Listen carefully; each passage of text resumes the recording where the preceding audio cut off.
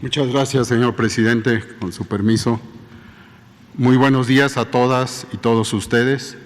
Como ya señaló el señor presidente, por primera vez el sector salud va a informar a la población mexicana sobre la compra de medicamentos. Todos los días en nuestro país, 1.232.000 mexicanos y mexicanas reciben por parte del gobierno el medicamento que su médico le recetó, ya sea en una farmacia o en una cama de hospital de alguna de las instituciones de salud pública. Cada vez que esto ocurre, el Estado mexicano está presente y cumpliendo su deber frente a los que más lo necesitan y en el momento en que más lo necesitan. Pero esto siempre no fue así.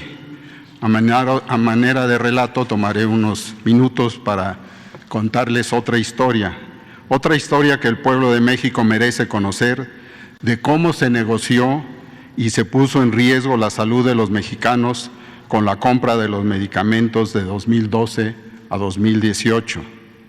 La historia de cuando la salud se veía como una mercancía y los medicamentos como un medio para enriquecer a unos cuantos. Una historia de intereses y de corrupción que enfermó a todo el sistema de salud en México, pero también una nueva historia, la de las acciones que se han tomado para revertir esa situación y curar el sistema. ¿Me pasa la primera imagen, por favor? En un evento público el 10 de enero de 2018 se dieron cita los más altos funcionarios del sector salud del anterior gobierno. Invitaron a funcionarios de otras dependencias y personalidades para dar a conocer los resultados de 5 años de compras consolidadas de medicamentos. Un modelo en donde todas las medicinas de todo el sector las compraba una sola institución, el Instituto Mexicano del Seguro Social. Ahí estuvo en ese evento la Función Pública, Hacienda, la COFESE, organismos internacionales como la OCDE y las cámaras empresariales. Se dio a conocer que del 2012 al 2018 se había ejercido un total de 303.076 millones de pesos en medicamentos, que se habían logrado ahorros. Ahí se dijo también que esa compra beneficiaba la salud y la economía popular, pero un pequeño detalle, no se dio un solo dato que pudiera demostrarlo. En la siguiente imagen, por favor. No se dijo que no se optimizaron los tratamientos, es decir, compraban juntos, pero medicamentos distintos. No se dijo que la compra de medicamentos trajo consigo la concentración de mercado más grande de la que se tenga en memoria y, lo que es peor, amparada desde el gobierno. De 2012 a 2018, solo 10 empresas aquí mostradas concentraron el 80%, 79.6% del gasto en medicamentos, un total de 241.000 millones de pesos en 10 empresas que ustedes pueden ver. Esto es el equivalente al presupuesto de la UNAM de 5 años o al presupuesto de un año de los estados de Guerrero, Oaxaca, Chiapas y Tabasco juntos.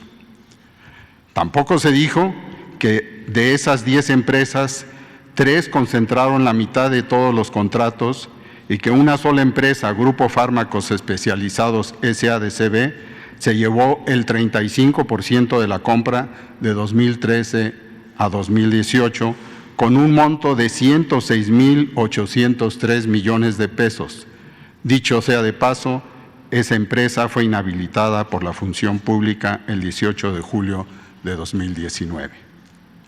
Tampoco se dijo que la mayoría de esas empresas no producían medicamentos. Se trataba de empresas distribuidoras, agentes concentradores sin registros sanitarios y que se dedicaban a ser intermediarios. Lo que sí tenían eran conectes, relaciones políticas y socios políticos y a exfuncionarios de las mismas instituciones trabajando para ellos porque eran los que sabían cómo lograr grandes contratos. En la siguiente imagen pueden ver que eran épocas en las que los gobiernos hablaban mucho de competencia económica, que incluso crearon organismos autónomos para evitar la concentración, pero ocurría exactamente lo contrario a la vista de todos. Otro ejemplo, al concentrar la compra en pocos proveedores, las empresas farmacéuticas dejaron de participar, se disminuyeron las ofertas y para el 2018 el 85% de las claves solo recibieron 1 o 2 propuestas. En la siguiente imagen tampoco se dijo que al cierre del 2018 el gasto de bolsillo, lo que gasta toda familia, todo mexicano, es decir, lo que gastan en su propia, sacan de su propia bolsa para adquirir medicamentos, había escalado hasta convertirse en el segundo más alto de los 36 países que conforman la OCDE y que aquí se muestra, y que en el caso de padecer enfermedades crónicas degenerativas, las familias se enfrentaban y se veían condenadas a caer en la pobreza. Bueno, entonces, ahorros relativos, un impacto mínimo en la salud de las personas, concentración en pocas manos y enormes negocios. ¿Por qué ocurría esto? Entre otras cosas, porque México no compraba los mejores medicamentos que ofrece el mundo. Para los gobiernos neoliberales, la globalización llegaba hasta donde sus intereses lo permitían. Pero el 1 de diciembre de 2018, en el Zócalo de la Ciudad de México, el presidente Andrés Manuel López Obrador dejó claro que el encargo: garantizar a los mexicanos y mexicanas atención médica de calidad y medicamentos gratuitos. El tiempo pasa y 30 meses después, de los que hemos vivido 14 en pandemia, hemos avanzado, a pesar del abandono de nuestro sistema de salud, el cual se hizo más evidente ante el COVID. ¿Cómo se planteó hacerlo? ¿Cuál fue la estrategia? No había otra: transformando el modelo. Desde 2019 se inició un nuevo proceso de planeación de la compra que se conoce como triple optimización. ¿En qué consiste? Ustedes pueden ver en esta lámina la triple optimización, los engranes de ella. Primero, la optimización médica, que consiste en planear la compra de lo que deciden los expertos de la medicina y no lo que quieren los proveedores. En 2019 se integraron 9 grupos focales de las 9 enfermedades que más padecemos en el país, con los mejores especialistas de cada institución: oncológicos, cardiovasculares, metabólicos, antibióticos, planificación familiar, hematológicos, vacunas, hepatitis C y antirretrovirales. Ellos son los que revisan los últimos avances de la ciencia médica en el mundo y acuerdan cuál es el mejor tratamiento disponible en función del impacto en la salud del individuo. El segundo engranaje es optimizarse de acuerdo a la salud pública. Se estandarizan los tratamientos conforme a la política de salud pública para que todo el sector ofrezca los mismos medicamentos para los mismos padecimientos, medicamentos más eficaces y apropiados para las necesidades de la población mexicana en su conjunto. Y en tercer lugar, la optimización de precios. Se construyó un solo compendio nacional de medicamentos con la demanda agregada de todas las instituciones y una sola política de contrataciones públicas para lograr mejores condiciones de precio, calidad y generar ahorros. Y se invita a participar a laboratorios de todo el mundo. En la siguiente lámina les muestro que para lograr lo anterior había que vencer obstáculos de todo tipo, empezando por adecuar el marco jurídico. Y en esta línea de tiempo, México no salía a comprar medicamentos al mundo, entre otras cosas, porque la ley se lo prohibía. Sin un fundamento científico, así hubiera mejores medicamentos afuera, la ley obligaba a agotar la compra con laboratorios nacionales. Eran leyes hechas para las empresas y no para las personas. Tampoco la ley permitía que el Gobierno de México buscara mecanismos de colaboración con organismos internacionales como la ONU para la adquisición de bienes para la salud. Entonces, se cambió la ley. Hace un año se presentó, discutió y aprobó la reforma al artículo 1 de la Ley de Adquisiciones, Arrendamientos y Servicios del Sector Público. Hubo un debate intenso, con muchos intentos de que la reforma no llegara a votarse.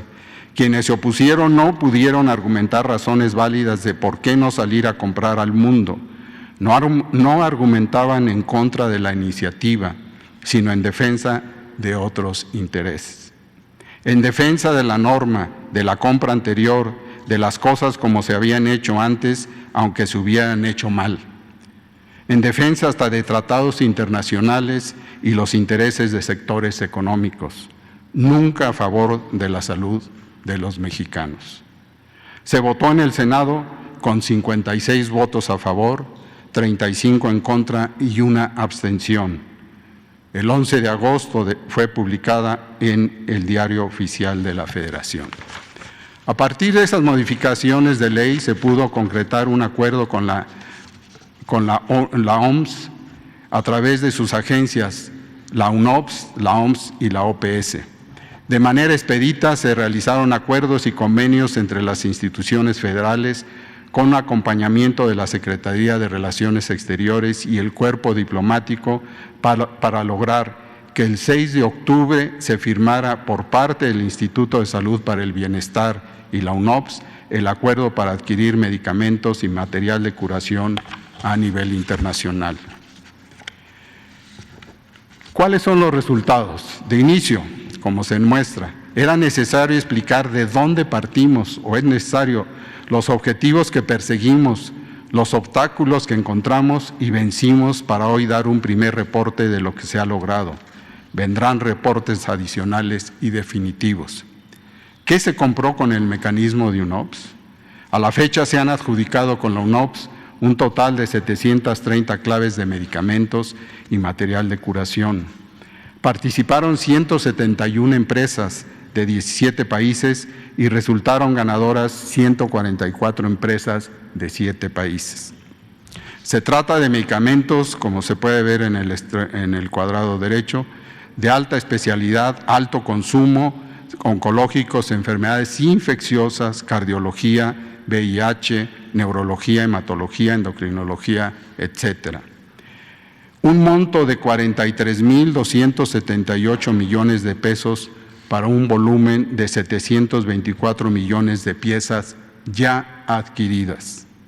Es importante decir que dicho monto ya pagado a la UNOPS de 43,000 millones de pesos representa el 75.6% de la operación total que haremos con esa organización y fue descubierto esto entre agosto de 2020 y mayo del 2021.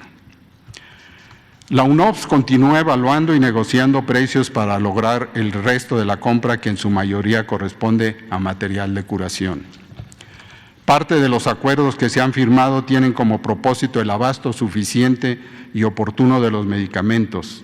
En este sentido, surge la pregunta: ¿cuándo llegarán estos medicamentos y cómo garantizaremos un abasto sin intermediarios? La respuesta es: desde enero empezaron las primeras entregas a algunas instituciones.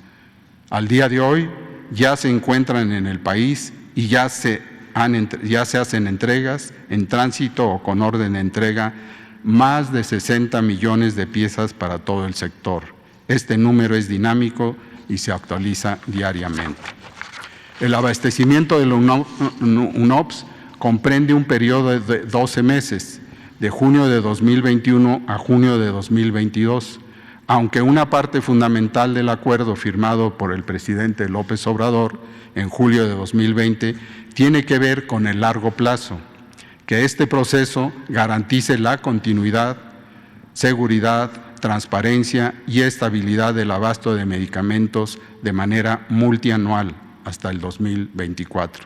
Y como lo señala el artículo 134 de la Constitución, en las mejores condiciones para el Estado mexicano, es decir, para su población. En esta última lámina les señalo brevemente los beneficios.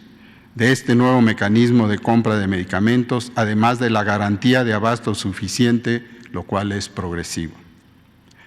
En primer lugar, medicamentos gratuitos para todos en cumplimiento al artículo 4 constitucional, lo cual disminuirá el gasto de bolsillo y se fortalecerá la economía popular, pues impacta la capacidad de pago de los hogares, una mayor igualdad entre regiones y aumenta los ingresos y el ahorro entre los segmentos de población con menores ingresos.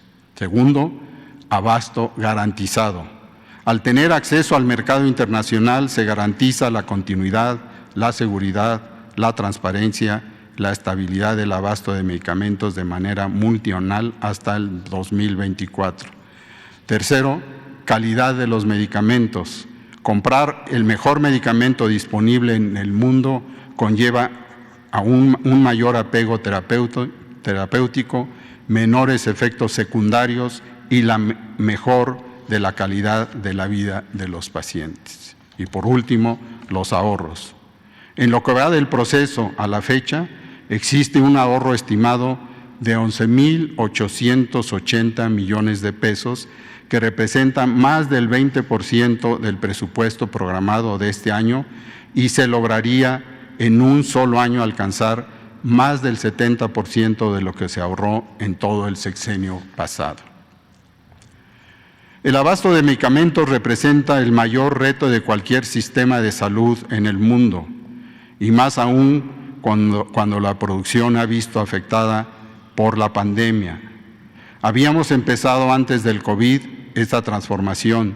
Durante la pandemia continuamos en este esfuerzo y hoy se empiezan a entregar los primeros resultados.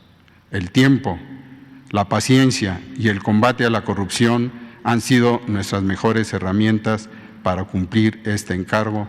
Muchas gracias.